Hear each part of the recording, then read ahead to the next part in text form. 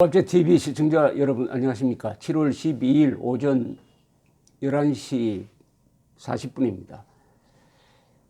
어떤 사람이 유죄 확정 판결을 받기 전까지는 무죄인으로 추정한다. 그리고 재판은 불구속으로 한다. 이 원칙은 인류가 피를 흘리면서 발전시킨 인간의 기본권입니다. 영국의 경우에는 1215년, 지금으로부터 803년 전에 마그나 카르타라는 문서를 통해서 자유인은 적법한 절차를 밟지 않고는 구속할 수 없다는 원칙을 세웠지만 그것이 실현되는 데는 수백 년이 더 걸렸습니다. 한국은 그런 과정 없이 1948년 8월 15일 대한민국이 건국이 되면서 불구속 재판의 원칙, 무죄 추정의 원칙이 법전에는 있지만 이게 정치적으로 악용됨으로써 현재 이명박, 박근혜 두 사람은 무죄인인데도 구속재판을 받고 있습니다. 특히 박근혜 대통령은 구속기한 6개월을 넘겨서 이제 1년 넘게 지금 구속재판을 받고 있습니다. 구속재판. 이 구속 문제에 대해서 검찰은 영장을 법원이 기각하면 바로 반발합니다. 영장을 기각한다는 것이 무죄 선고가 아닌데도 그런 검찰을 보면은 사람을 꼭 잡아 넣어놓고 수사하고 재판해야 되겠다는 그런 조선조 시절의 어떤 원님 재판 비슷한 그런 특권 의식을 갖고 있는 것 같습니다. 정치적 이유로 누명을 씌워서 사람을 감옥에 보내는 것만큼 나쁜 짓은 없습니다. 그런 짓을 하는 사람이 잘 되는 것도 또 본 적이 없어요. 이 세상 살아가는 게 참 묘해가지고 사람을 괴롭힌 사람이 행복하게 사는 걸 제가 기자생활 한 50년 하면서 본 적이 없습니다. 지금 이 순간 누명을 씌워서 감옥에 사람을 쳐넣고 있는 그 역할을 한 사람들, 그에 관련된 사람들, 기자, 검사, 판사, 그리고 정치인들 조심해야 됩니다. 그런데 어제 변희재 미디어워치 고문의 명예훼손 사건 재판이 열렸는데 이 사람이 지금 구속재판을 받고 있습니다. JTBC의 최순실 태블릿 PC 보도와 관련해 허위 사실을 퍼뜨렸다라는 혐의입니다. 어제 재판에 나온 변희재 씨는 자신에 대한 혐의를 다 부인을 했습니다. 그러면서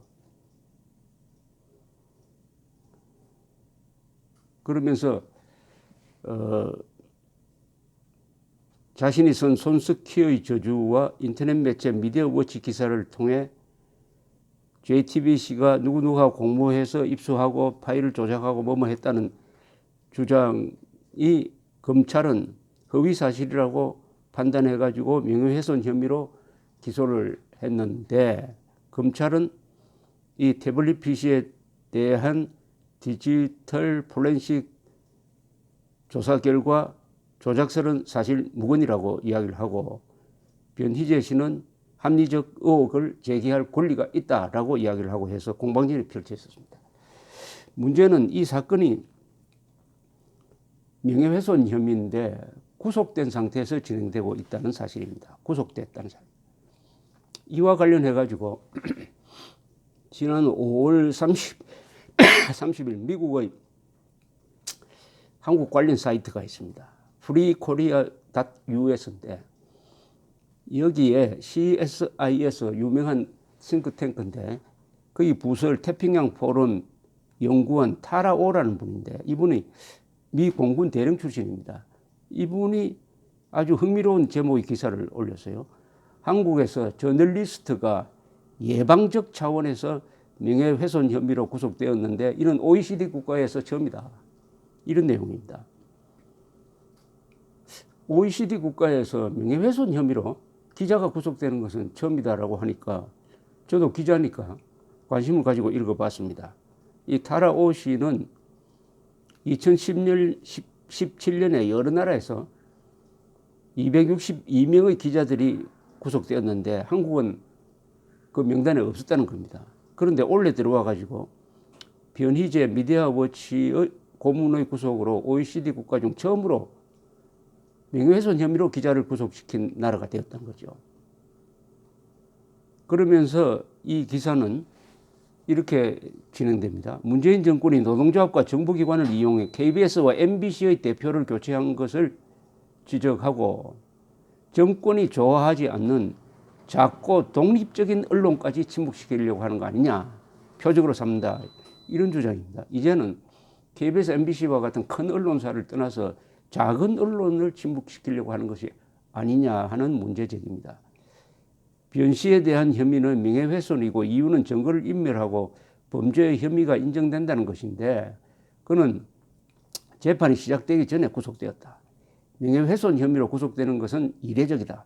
2016년 한국 대검 통계에 의하면 명예훼손으로 고소된 이는 17,401명이지만 구속된 이는 0.086%에 해당하는 15명 뿐이었다. 이는 언론의 자유 및 강도나 살인에 비하여 범죄의 정도가 약한 점을 감안한 것이다. 명예훼손으로 고소당한 사람을 구속하는 것은 참으로 비정상적이다. 라는 보도였습니다. 한국의 언론 자유와 법치에 무슨 일이 일어나고 있는 것인가? 판사는 변 씨가 증거를 인멸한 위험이 있다고 했는데 증거를 인멸할 위험이 있다고 했는데 이걸 믿을 수 있나? 그의 저서, 기사 그리고 비디오는 이미 출판되었는데 증거를 숨길 수 있을까? 이렇게 의문을 제기합니다.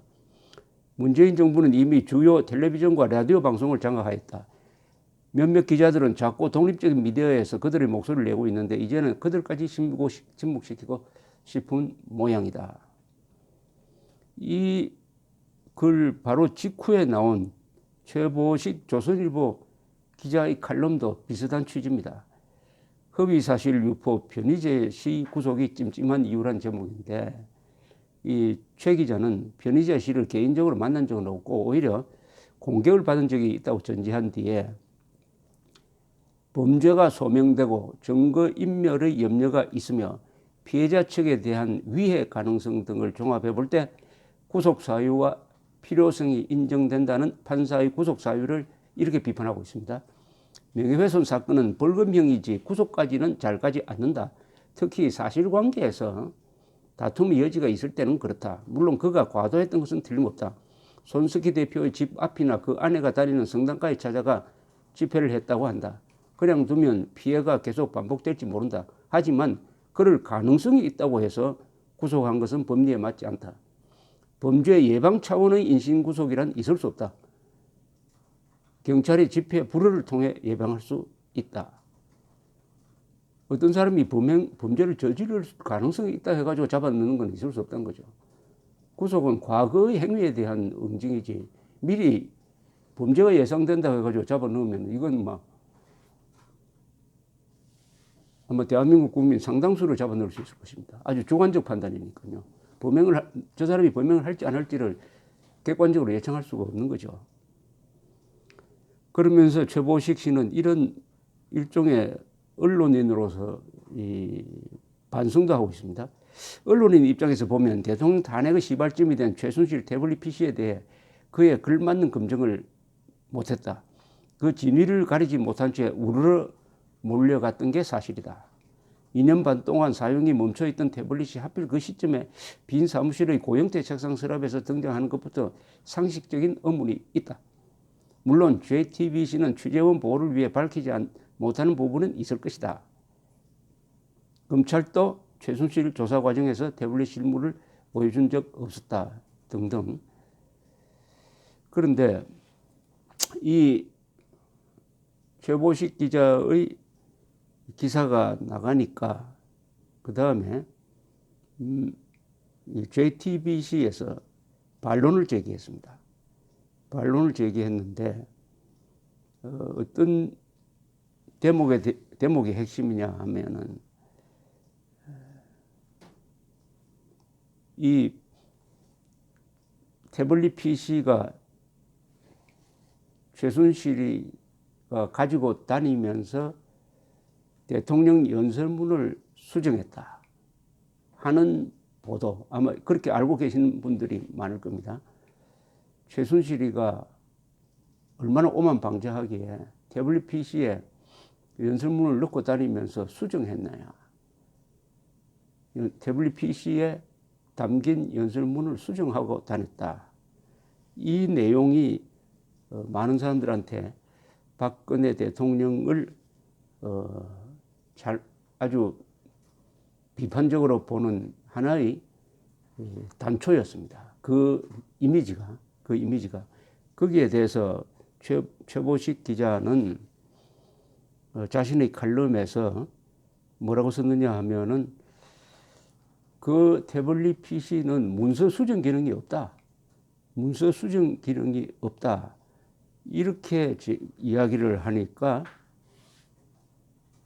JTBC가 최보식 기자의 글에 반박문을 냈습니다. 우리도 해당 태블릿으로 최순실이 문건을 직접 수정했다는 보도를 한 적이 없습니다. 이렇게 이야기를 했어요. 그러면 어떻게 최순실 씨가 태블릿을 들고 다니면서 문서 수정을 했다는 이 보도는 어떻게 그럼 전해졌을까요? 이 핵심적인 정보는 JTBC에서 나왔는데 JTBC의 최보식 기자에 대한 해명이라는 것은 우리는 문서 수정을 최순실 씨가 했다고 한 적이 없다 라고 했는데 그렇지 않아요. 여기 이런 내용이 있습니다. 이게 6월 26일 2016년 10월 26일이네. 2016년 10월 26일 JTBC 손석희 앵커가 이렇게 이야기를 한 내용이 JTBC 홈페이지에 지금도 올라 있습니다. 제가 한번 읽어보겠습니다. 앞서 말씀드린 것처럼 지금부터는 이른바 최순실 파일, 그 중에서도 이 파일을 담고 있는 최 씨의 태블릿 PC를 중점 보도해드리고 다음에 파일도 역시 보도해드리겠습니다. 저희들의 그동안의 보도들은 대부분 태블릿 PC를 근간으로 하고 있습니다. JTBC는 최순실 씨가 태블릿 PC를 들고 다니면서 연설문도 고치고 회의 자료도 보고받았다고 보도를 해드렸습니다. 최 씨가 사용했던 이 태블릿 PC의 명의를 확인한 결과 또 다른 인물이 등장했습니다. 이 PC는 법인 명의로 돼 있었는데 그 대표였던 사람이 바로 현재 청와대 선임 행정관으로 근무하고 있습니다. 여기에 분명히 JTBC는 최순실 씨가 태블릿 PC를 들고 다니면서 연설문도 고치고 회의 자료도 보고받았다고 보도를 해드렸습니다라고 하고 있습니다. 앵커의 멘트는 굉장히 중요하고 그게 확산성이 있습니다. 그러니까 이걸 손석희 씨의 이 이야기를 듣고 최순실 씨가 태블릿 PC에 연설문을 담아 다니면서 수정을 했다 하는 인상이 국민들 머릿속에 박힌 겁니다. 아마 이 방송을 듣고 있는 사람들 다 그게 사실이라고 기억할 겁니다. 그런데 JTBC 기자는 자기들은 그렇게 보도한 적이 없다는 거예요. 제가 잘 봤더니 그것도 사실이에요. 다만 수정된 흔적이 있다라고 했지. 흔적이 있다라고 했지. 그것이 최순실 씨가 수정했다는 보도는 없었습니다. 최초 보도에서 없었어요. 그러니까 이 경우에는 그 보도한 기자의 말도 맞고 최보식 씨의 주장도 맞는데 결국 누구 주장이 맞느냐 하면 최보식 기자의 주장이 맞습니다. 왜냐?